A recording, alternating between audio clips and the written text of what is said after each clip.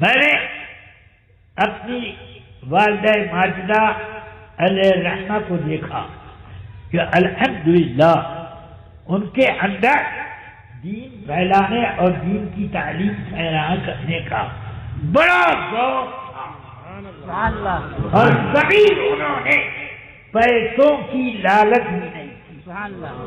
محلے ٹولے دور دراز کی لڑکیاں ان کو بلوا بلوا کر فرماتی یہاں آ کر کے تم 1 گھنٹہ 2 گھنٹہ جتنا وقت ملے پڑھ لیا کرو، تو وہ درس دیا کرتی تھی، فارسی کی کتابوں کا، عربی کی کتابوں کا، گلستہ کا، بوستا کا، میدان منشعب کا، یہ سب درس وہ دیا کرتی تھی، نحوی کا یہ سب درس دیتی تھی، گلستہ پڑھاتی اور بوستا پڑھاتی، اور اس میں ایسی نادر روزگار حکایتیں ہیں سبق آموز کہ اس کا سبق بچیوں کو بتاتی، دیکھو یہ اس سے آدمی ذلیل ہوا، یہ حکایت اس کام سے بڑا عزت والا ہوا،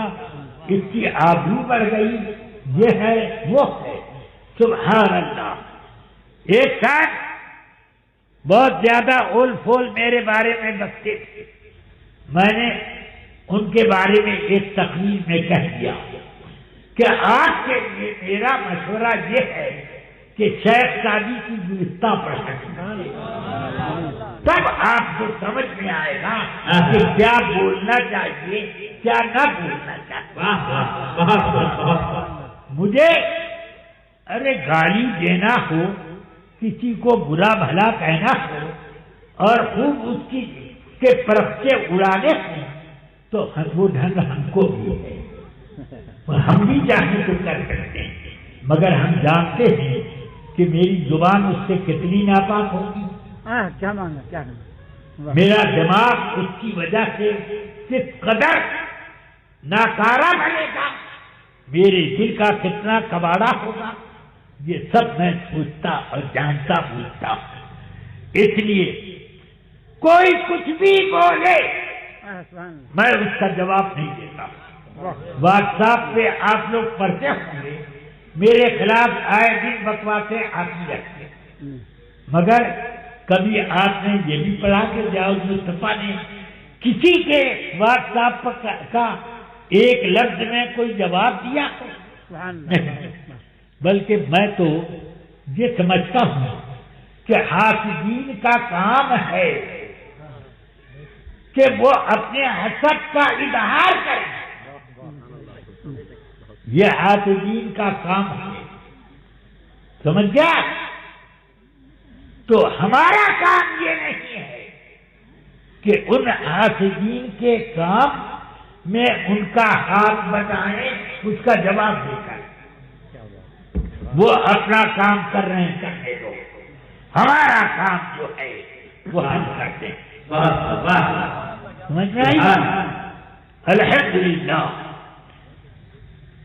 اب میری والدہ ماجدہ کی شاگرداؤں میں مجھے یاد نہیں آتا کہ کوئی باقی ہے کہ نہیں، مگر ایک میری ہمشیرہ جو مجھ سے عمر میں 2 سال بڑی ہیں وہ تو ضرور ایک بات ہے، اور وہ انہوں نے بھی سیکھا میرے کلیت البنات میں، وہ شیخ الحدیث، سبحان اللہ، مسائل شریعت کے ان کو اکبر ہیں۔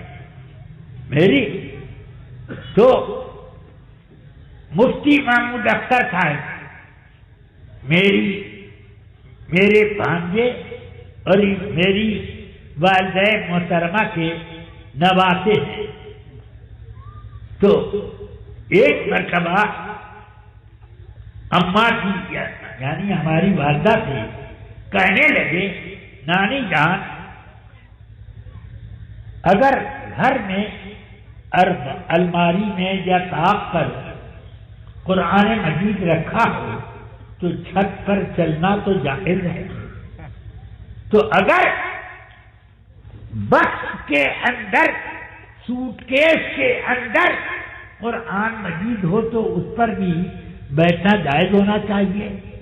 فرمایا تم نے باہر شریعت نہیں پڑھی ہے کیا؟ باہر شریعت میں یہ مسئلہ موجود ہے کہ چھت پر اگر ہو تو جائز ہے، وقت پر ہو تو وہی اس کا قرآن مجید کا صندوق ہو گیا، اس پر بیٹھنا قرآن مجید پر بیٹھنا اس لیے یہ ناجائز ہے. تو وہ ان کی آنکھ کھل گئی، کہنے لگے کہ نانی جان نے مسئلے کی تہ تک مجھے پہنچا دیا. اس طرح پر وہ بچیوں کی تعلیم دیتی تھی، ان کا شوق تھا. کبھی کسی بچی سے ایک پیسہ انہوں نے نہیں لیا، مگر ان کو علم کا خزانہ، تہذیب، عافیت، خیریت ہمیشہ چاہتی ہے. اور جب وہ بستر علالت پر تھی، کوئی شاگرد ان کی آ جاتی تو دیکھ کر کہتی کیا فلاں ہے؟ ہاں اچھا، بڑا اچھا کیا تم نے مجھے یاد رکھا. نانی جان ذرا مجھ کو دعا تو کر دیجیے. اچھا اور ادھر قریب بیٹھو. اور پھونکتی اسی وقت. بہت سی عورتیں اس لیے آیا کرتی تھی ان کے پاس کہ ان سے دم کرائیں. اور کتنے مردوں کو میں نے دیکھا کہ وہ دروازے پر آ کے کھڑے ہو جاتے، دروازہ پیٹتے. کبھی کبھی میں نکل کے جاتا، کیا کام ہے؟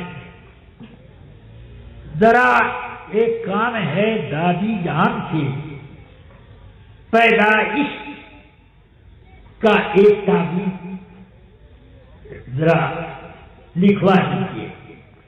وہ تو لکھتی نہیں تھی.